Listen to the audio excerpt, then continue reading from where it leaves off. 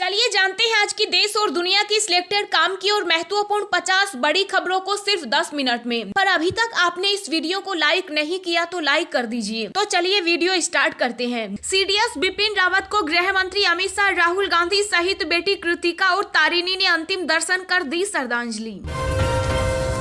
अब ट्रेन में भी मिलेगी हवाई जहाज जैसी सुविधाएं। आपकी सेवा के लिए ट्रेनों में तैनात की जाएगी ट्रेन होस्टेस।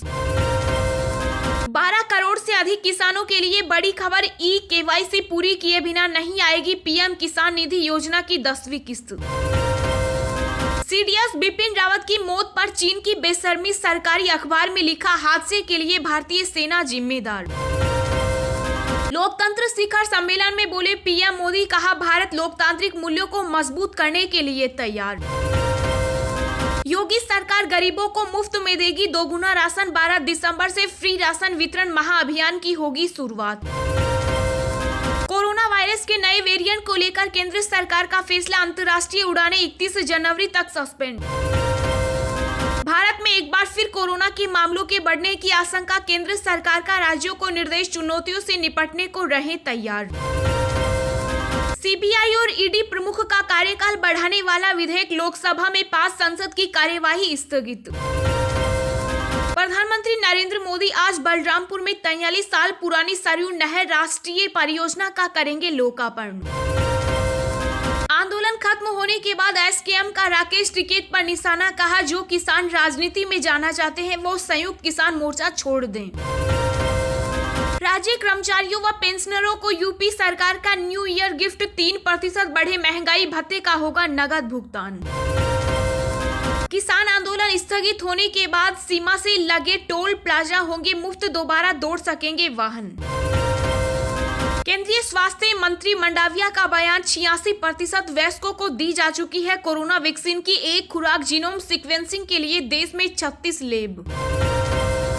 प्रियंका गांधी के दौरे के दिन गोवा के कई नेताओं ने दिए इस्तीफे। बोले चुनाव को लेकर गंभीर नहीं पार्टी।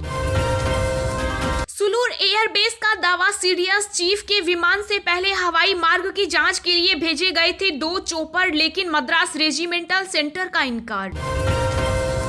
भाजपा अध्यक्ष जेपी नड्डा मेरठ में आज प्रदेश भर के 25,000 दिग्गज नेताओं और बूथ अध्यक्षों को करेंगे संबोधित।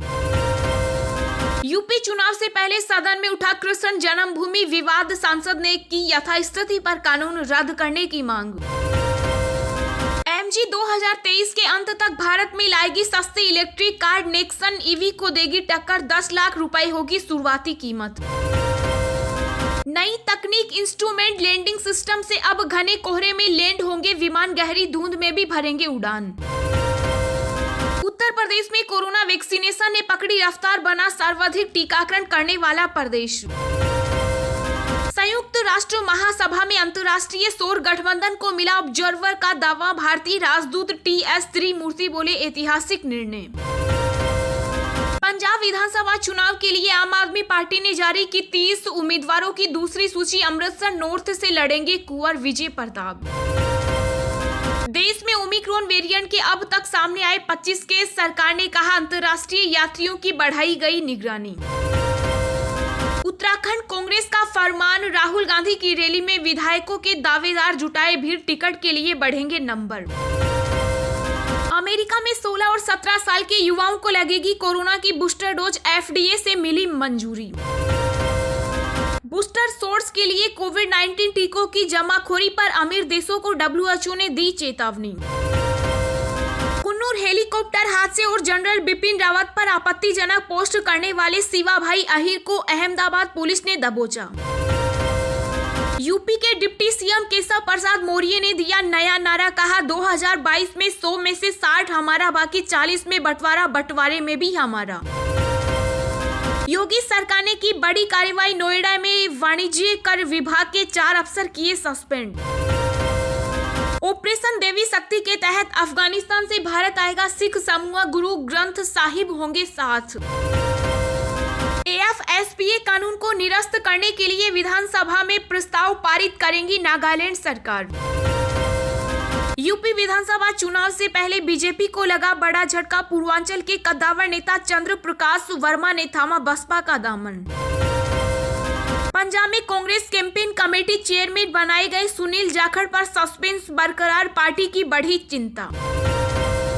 कानपुर में फिर सामने आया यूपी पुलिस का बर्बर चेहरा, बीजेपी सांसद वरुण गांधी बोले यह बहुत कष्टदायक। क्रिप्टो करेंसी की वजह से आरबीआई खो सकता है नियंत्रण पूर्वक, गवर्नर सुब्बाराव ने बजाई खतरे की घंटी। नवाब मलिक ने बॉम्बे हाई कोर्ट से बिना शर्त मांगी माफी, कोर्ट के आदेश की अनदेखी कर समीर वानखेड़े पर की थी टिप्पणी। मोटोरोला का सस्ता 5G स्मार्टफोन भारत में हुआ लॉन्च, रियलमी और Xiaomi से होगी टक्कर। देश में पिछले 24 घंटे में सामने आए कोरोना संक्रमण के 8,503 नए केस, कल से 9.7% कम। विक्की कौशल और कैटरीना कैफ को बॉलीवुड ने दी शादी की शुभकामनाएं, सोशल मीडिया पर शेयर की पोस्ट। दिल्ली एनसीआर में प्रदूषण, सुप्रीम कोर्ट का आदेश, निर्माण गतिविधियों के बारे में फैसला करेगा वायु गुणवत्ता आयोग। रवि शास्त्री का बड़ा खुलासा, कहा बीसीसीआई में ऐसे लोग मौजूद थे जो नहीं चाहते थे कि मैं हेड कोच बनूं। सोने की मांग बढ़कर 10 साल के शीर्ष पर, त्योहारों और शादी विवाह के सीजन का असर। रिलीज से पहले ही कानूनी पेच में फंसी रणवीर सिंह की फिल्म 83 निर्माताओं पर दर्ज हुआ धोखाधड़ी का केस। एशिया कप के लिए बीसीसीआई ने किया टीम इंडिया का ऐलान, 8वीं बार खिताब जीतने की करेगी जद्दोजहद। जी हाँ दोस्तों, और भी बहुत बड़ी काम की खबरें निकल कर आ रही हैं, इसलिए वीडियो को लास्ट तक जरूर देखना। तो चलिए अब जानते हैं जो महत्वपूर्ण खबरें हैं उनको विस्तार से। पर इससे पहले अभी तक आपने इस वीडियो को लाइक नहीं किया तो लाइक कर दीजिए।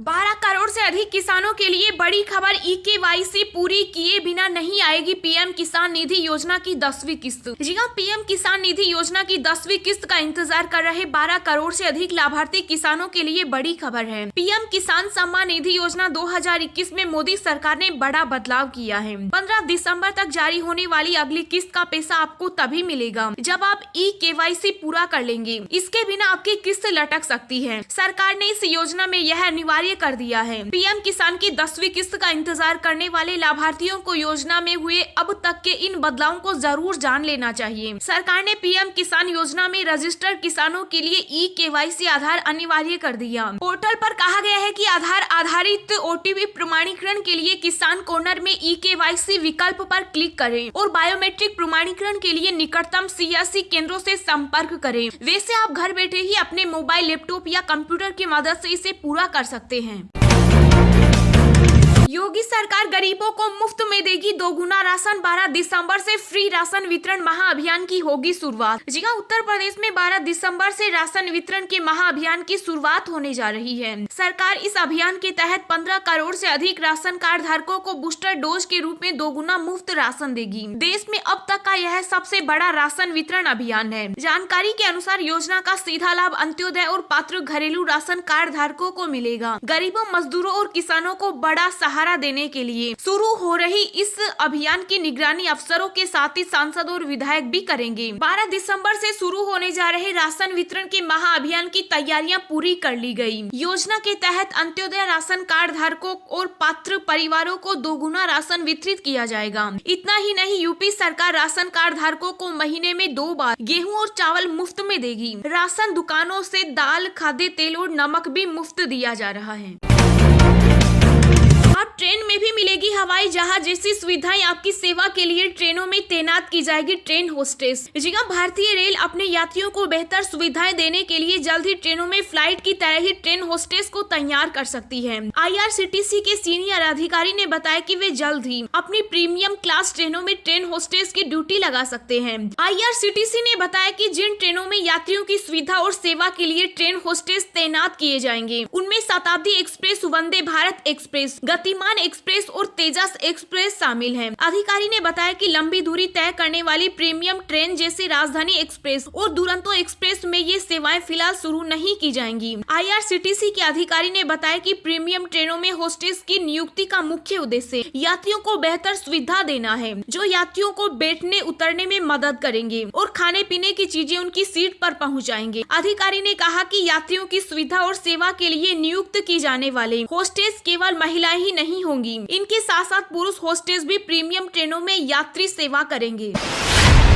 लोकतंत्र शिखर सम्मेलन में बोले पीएम मोदी, कहा भारत लोकतांत्रिक मूल्यों को मजबूत करने के लिए तैयार। जी हां, अमेरिकी राष्ट्रपति जो बाइडेन की ओर से लोकतंत्र पर आयोजित 2 दिवसीय शिखर सम्मेलन में पीएम मोदी ने वर्चुअली रूप से हिस्सा लिया। इस दौरान पीएम मोदी ने लोकतांत्रिक देशों को अपने संविधानों में निहित मूल्यों को पूरा करने पर जोर दिया। उन्होंने कहा कि भारत विश्व स्तर पर लोकतांत्रिक मूल्यों को मजबूत करने के लिए भागीदारों के साथ काम करने के लिए तैयार है। लोकतंत्र के सिद्धांतों को ग्लोबल गवर्नेंस का मार्गदर्शन करना चाहिए और टेक्नोलॉजी कंपनियों को खुले और लोकतांत्रिक समाजों को संरक्षित करने में अहम भूमिका निभानी चाहिए। इस दौरान पीएम मोदी ने लोकतांत्रिक संस्थानों के लिए वैश्विक स्तर ह्रास को लेकर भी चिंता जताई। अमेरिकी राष्ट्रपति जो बाइडेन ने कहा कि दुनिया भर में लोकतंत्र की मजबूती के लिए नेता और देशों को आगे आकर काम करना चाहिए। राष्ट्रपति बाइडेन ने बार बार इस बात पर जोर दिया है कि अमेरिका और समान विचारधारा वाले सहयोगियों को दुनिया को यह दिखाने की जरूरत है कि लोकतंत्र समाज के लिए निरंकुशता से कहीं बेहतर है। दिन भर की ताजा खबरें सबसे पहले पाने के लिए चैनल को सब्सक्राइब करें और बेल आइकन को प्रेस करके ऑल को सेलेक्ट करें। राज्य कर्मचारियों व पेंशनरों को यूपी सरकार का न्यू ईयर गिफ्ट 3% बड़े महंगाई भत्ते का होगा नगद भुगतान। जी हां, उत्तर प्रदेश की योगी सरकार राज्य के कर्मचारियों और पेंशनर्स को नए साल पर बड़ा तोहफा देने जा रही है। राज्य कर्मचारियों और पेंशनरों को बीती 1 जुलाई से 3% बढ़ा महंगाई भत्ता व महंगाई राहत मिलेगा। वित्त विभाग ने कर्मचारियों और पेंशनरों को बढ़ी दर से डीए और डीआर देने का प्रस्ताव मुख्यमंत्री की मंजूरी के लिए भेज दिया है। वर्तमान में उन्हें 28% की दर से डीए और डीआर का भुगतान हो रहा है। 3% बढ़ोतरी पर यह 31% हो जाएगा। जुलाई से नवंबर तक के बढ़े डीए के एरियर की राशि कर्मचारियों के सामान्य भविष्य निधि खाते में जाएगी। डीए का नगद भुगतान उन्हें दिसंबर के वेतन के साथ जनवरी में किया जाएगा।